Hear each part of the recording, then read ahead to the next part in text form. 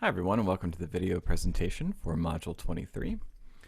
This is an introduction to our final composition project, and this is the portion where we're going to work on how to compose a phrase.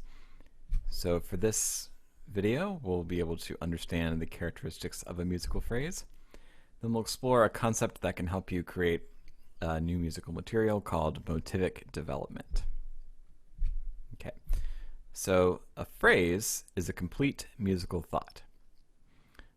So it has a clear beginning, a clear middle, and a clear end, right? A clear structure. It also presents a clear musical idea.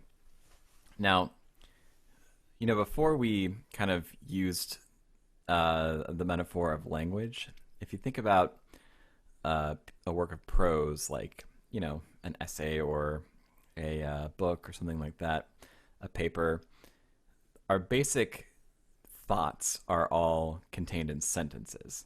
And it's the same with music. So a phrase is almost like a musical sentence. It has a structure just like a sentence does, right? It has, an ending. It has a beginning. It has certain vocabulary, right? But most of all, it presents a clear idea, right? And that idea contributes to the overall work. And so when we're talking about writing a new piece of music, the first thing we have to figure out is how to write a clear phrase, because that's where all of our ideas are contained, okay? And so a composition is basically just a collection of phrases, just like a work of prose is a collection of sentences. So for our musical composition, the building blocks, the foundation of the work are the phrases. Okay, so let's play this and kind of get a sense of what a phrase can sound like.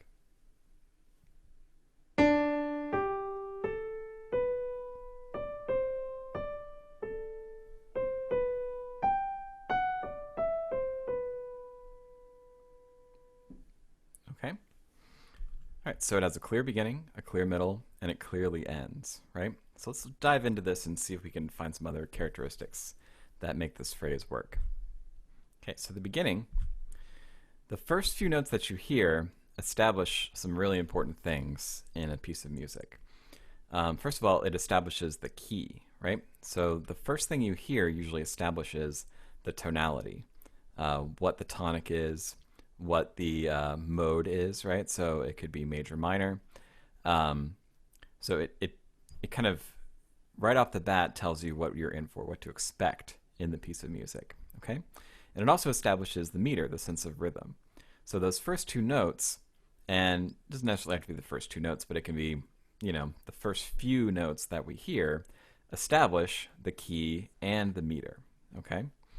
And so this phrase does that by leaping from a note that is sol, right, the fifth scale degree, to a note that is do. And that motion from sol to do is a really common thing. And when you hear that, you instantly think, oh, well, that's sol do. That's a leap to the tonic scale degree. Okay? There are other ways to accomplish this too. You can just start on the tonic scale degree, right? And that establishes the key. Right? You could use a different interval to establish it, such as like T-do. You can start on other scale degrees too, usually the first scale degree, the third scale degree, or the fifth scale degree, because those are all parts of the tonic triad, right? So you could start on the third scale degree, right? Mi, re, do, that establishes a tonic as well. So somehow you have to clearly establish what the tonic is going to be in your phrase. And there's a lot of different ways to do it. Those are just some examples.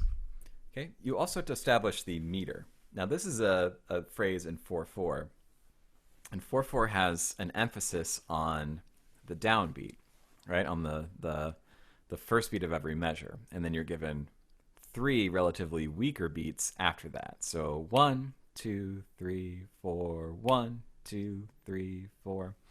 So you have to establish the meter of the piece as well. And in 4/4, in this phrase, we did that by having a pickup measure, okay, which is a weaker beat on the note sol, actually. So the melody works into this too. So, a unstable pitch of sol combined with a weaker beat the fourth beat of the measure, right, leads to an emphasis on that first beat, right? So that pickup instantly establishes the fact that we're in 4/4, right? By going ta ta ta ta, right? Right? Now if I had like started that with a triplet or something like that, so that kind of establishes a different kind of meter. Maybe that's like a 6/8 meter, okay? So again, there's a lot of different ways you can do that, but you have to be mindful of, what the first sounds are and make sure that those first sounds establish the key and they also establish the meter, okay? Whichever meter you pick, all right? So that's how you start a phrase in a strong way, okay? The middle part is a little bit, this is where the action happens, right? The musical thought is expressed. And so, this is the bulk of the melody. And so you can give yourself sort of a goal. And one of the most common goals of the phrase is to have a unique high point in the middle of the phrase. You can see that this melody spends most of its time trying to get up to that G in the third measure, the third full measure, right? So let's listen again and just notice how it really spends its time going in the upwards direction until we get that rather big leap to the G.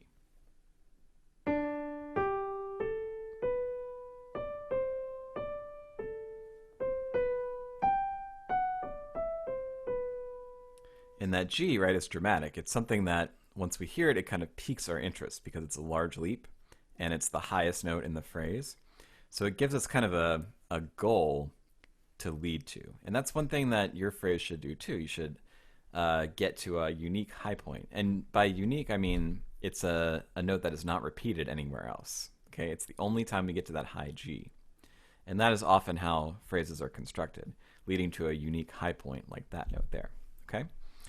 Now, this can be anywhere in the phrase, but it's usually somewhere between 2/3 or 3/4 of the way through the phrase, right?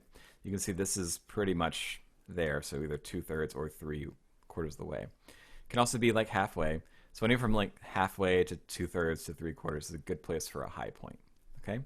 But it's just something that the whole melody will spend most of its time getting to, and once you get to that, you feel, a sense of interest. You feel a sense of tension being released, right? So it's a point to build to in a phrase, and that's what a good phrase does. Okay, now let's look at the end. And the end, or the cadence, is arguably the most important part of the phrase. It's just like a sentence, right? So a sentence wouldn't be anything if it just kept going and going and going and going and going, right? A sentence has to make its point and then it has to end, and then it has to have enough space to start a new sentence, right? It's the same thing with musical phrases. So, music is a lot like language, and so cadences, just like, or phrases, just like sentences, need to eventually end. And we call that ending a cadence. And the cadence here is on the note B. Okay? Now, a cadence is a really special thing, and it happens when, all these musical elements combine to create a sense of rest. So a cadence happens when the rhythm, the melody, and the harmony all reach a point of musical rest. Now, we're just talking about writing a melody right now, so we only really have to worry about those first two, the rhythm and the melody. We'll later deal with harmony, and we've been dealing with harmonic cadences a lot already, so we've had like the authentic cadence, the half cadence, things like that, right? Those are all points of harmonic rest. So when we're composing, we need to make sure that our phrases also come to a rhythmic rest and a melodic rest. So let's talk about how that happens. So rhythmic rest, right? Often that has to do with the overall length of the phrase, okay? And in classical language, classical style, and even like in pop music, the most common length for a phrase to be is 4 measures. I'm not exactly sure why that is, but it just is kind of this established feeling, right? So it seems to be like the perfect length. So when something reaches 4 measures, it feels like it should be over by now, right? If it's shorter, it feels like it should go on. If it's longer, it feels like, we're waiting for it to end. So 4 measures seems to be like the perfect balance of length for a phrase. So when we're writing our phrases, we can kind of use that as a template. And that doesn't mean that every single phrase ever is 4 measures long, but most phrases are. So that's a good place to start. And we'll talk about how phrase length works into the overall structure of a piece too. But for now, a good rule of thumb is to kind of follow the 4-measure template for a phrase. Okay. You also need to establish the amount of time that's going to happen between phrases. You'll see that this one ends with a dotted half note. And that's because we're going to establish that this is the end of a phrase by lengthening that last note, right? So lengthening that last note gives us space to consider that this phrase is a separate thing. So if we just had a quarter note on that B and then the next phrase started immediately, right, then we wouldn't have that sense of closure, that sense of space, that sense of taking a breath between phrases like we do when we talk, right? So this is what happens with a good phrase. We have time in between them. And so the last note is often going to be the longest rhythmic value for your phrase, okay? And then it also ends on a place that is a strong location in the meter. So a strong location in this meter was the downbeat, and all meters are like that. So phrases should always end on a downbeat, on beat 1 of of a measure, because that is the strongest place in the meter. And if we want our phrase to feel like it ends, it needs to end on a strong rhythmic location. Okay, so all your phrases should end on a downbeat. And then the melodic point of rest is a little bit tougher to to quantify, right? So the note that is the most restful, the least amount of tension in a scale, is always going to be the tonic. So a phrase can end on a tonic, and if it does, it will sound like it's complete. The thing is, not every phrase should sound complete. Some phrases should be open, and some phrases should be closed. So phrases that end on the tonic, right, sound the most closed. They sound like the most conclusive. Phrases that end on any other note can sound like they are open. And both kinds of phrases have their place. So, we want to get used to writing phrases that can end on the tonic and sound closed, and also writing phrases that can end on a note other than the tonic and sound open. So this one here actually ends on the note B, which is not the tonic, and it sounds open. But it doesn't sound as open as if it ended on an A, right? So an A, since the A kind of implies the 5 chord, that makes it sound like it's even more open than it does ending on a B, right? So there's like different levels of how conclusive a phrase can be based on which note it ends on, okay? This one, that B, since that's part of the tonic triad, it's kind of in between, the amount of closeness for the tonic and the amount of openness for a note that would be in the 5 chord or something like that. So that's just something to keep in mind too. The note you end on kind of determines the conclusiveness, the openness, or the closedness of the phrase. Okay, and then this is probably the toughest part, and that is that the phrase needs to present a clear musical idea. And this is sort of where you have to rely on your musical instincts as well as your technique for writing music. So it's really hard to kind of put a little how-to list of how to actually create a good musical idea.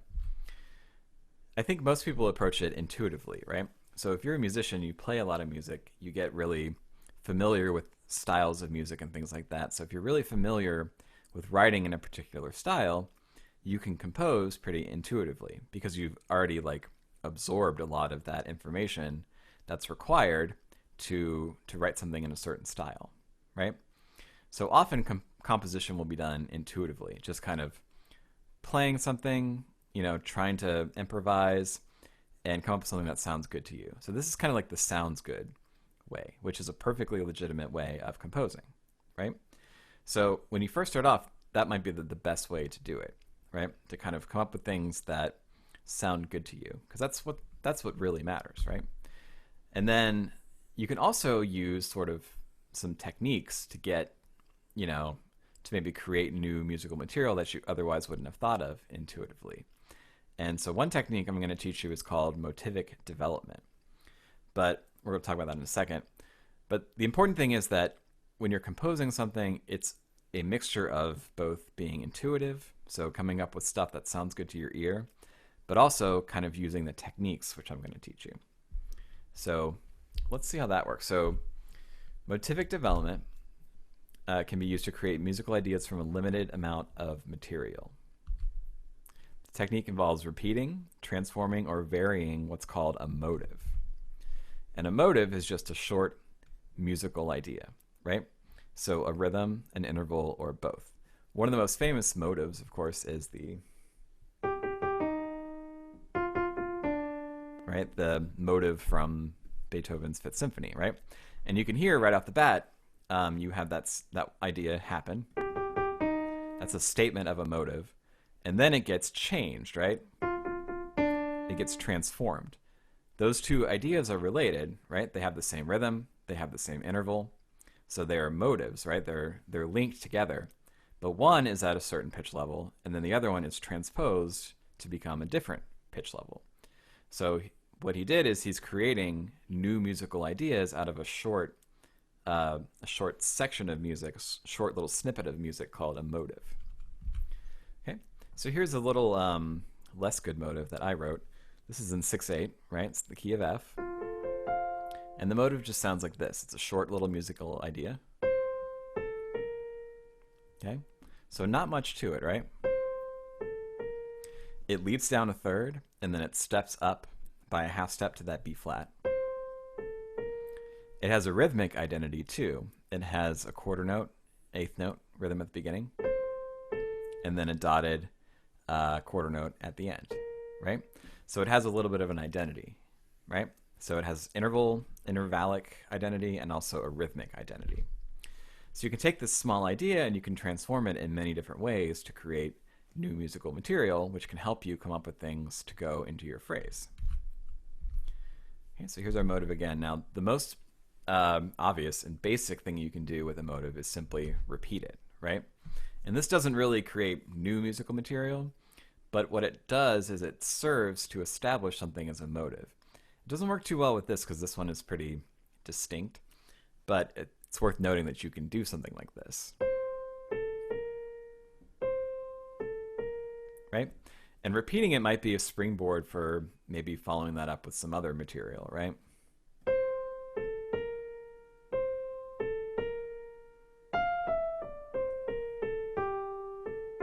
Something like that, right? So I repeated it twice to kind of establish it, and then I added some material after that to kind of give it some variety, okay?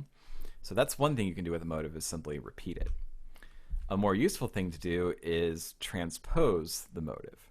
And this is just simply taking that motive, moving it down to a different pitch level, and then, repeating it. So here we have that same motive, that C down to A to B flat. And then in the second measure, when we repeat it, now it's going to start on an A, go down to an F, and go up to a G. So it still goes down, up. It still has the same rhythm, quarter, eighth, dotted quarter. And all the intervals are the same between them, right? So what happens with this is you kind of get the best of both worlds. You get a repetition of the rhythm and the intervals, right? But it sounds new at the same time because it's transposed to a different pitch level.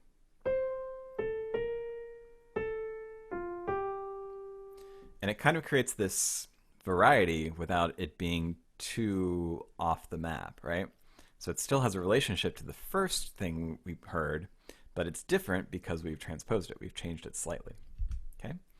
Another thing you can do is simply vary the pitch. So in this example, I'm playing the motive again, but I'm keeping the rhythm, but changing the pitches. So you see in the second measure, I still have a quarter, eighth, dotted quarter, but now I've just simply changed the pitches. I've changed the C to a D, the A to a C, and then the B flat to an F. So again, you maintain the identity, right? You maintain some of the things between the two statements, right? In this case, the rhythm, but you're creating variety by changing the pitches. So it sounds like they belong together, but they still sound interesting because you're changing them slightly. In this case, just changing the pitch. And you can do the opposite too. You can just vary the rhythm, keeping the same pitches, but this time changing the rhythm. So this kind of creates an interesting effect. Right? So it's like we're hearing the same thing, but it's just slightly rhythmically off. And I didn't change any of the pitches, I just slightly changed the rhythm, and it makes it a little bit more interesting to listen to, right? So in that case, I'm keeping the pitches the same, but varying the rhythm. And then finally, another idea is inversion, and this is simply flipping the interval structure upside down and then creating the motive. So we have the statement of the motive again, so down a third, up a step, but then in the inversion, we go up a third and then down a step, right? So first it was down a third, up a step. Now it's up a third, down a step. So we're flipping it upside down, we're inverting it. Right? Which again, now we have the same identity, between the two, but we're slightly changing it. We're creating a variation on it. Okay?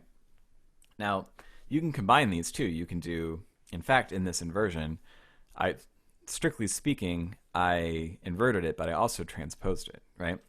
So it should have started on the C, but I moved it down by a step to a B flat, but I still inverted the intervals, right? So you can combine these things too. You can combine inversion and transposition. You can combine varying the pitch with inversion, things like that, right? You can combine varying the rhythm with transposition. There's a lot of different things you can do. So these are just ways of creating new material. Now, I can kind of mix and match these and create sort of an interesting phrase if I wanted to. Rhythmically, it's not too great, but if I played the, I'll skip the repetition because that one wasn't great. But if I started with the transposition idea, right? Right? And then went on to the inversion idea. And then went to the varying pitch idea. That's almost a phrase right there, right?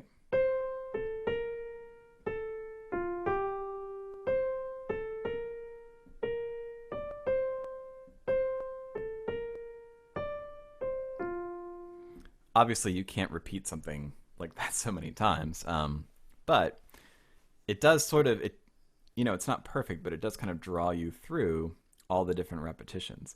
Now, obviously, in that case, you'd have to change the rhythm to make sure that it conforms to the other ideas that we talked about before. But using these techniques, you can generate other ideas if you need to. Okay, and so that's sort of a good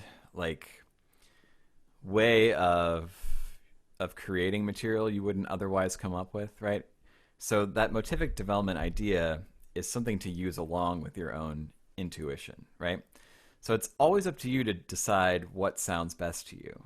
And so you might want to start by composing something intuitively and then coming back and maybe trying out some of those motivic development ideas, right? Try transposing it, try inverting it, try varying the rhythm, things like that, see what you come up with and see if that leads you to anything new.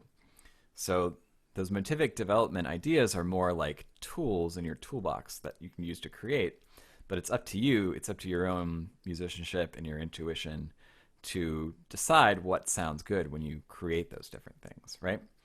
So if you kind of look at the melody here, you'll see that I didn't follow that quite strictly when I was composing this. So in those first two measures, right, I have quarter, quarter, dotted quarter, eighth in both measures. So I have a little bit of that, keeping the rhythm but changing the pitches a little bit.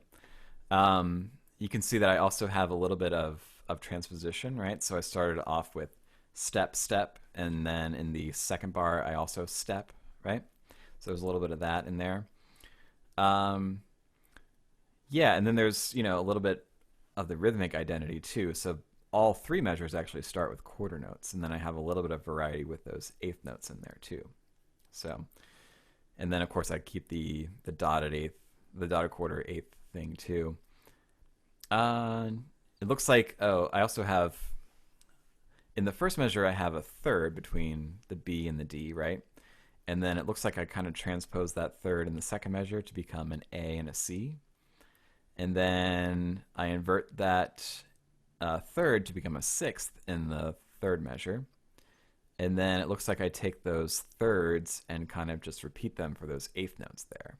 So that's one way you can think about how to use motivic development too. So kind of finding different things and playing around with them in the melody, right? So just some ideas. Yeah, it's going to take some practice, but you'll ultimately be able to compose intuitively, but using the motivic development ideas to kind of come up with more musical material if you need it. Okay, great. Well, thanks for watching, and have a great day.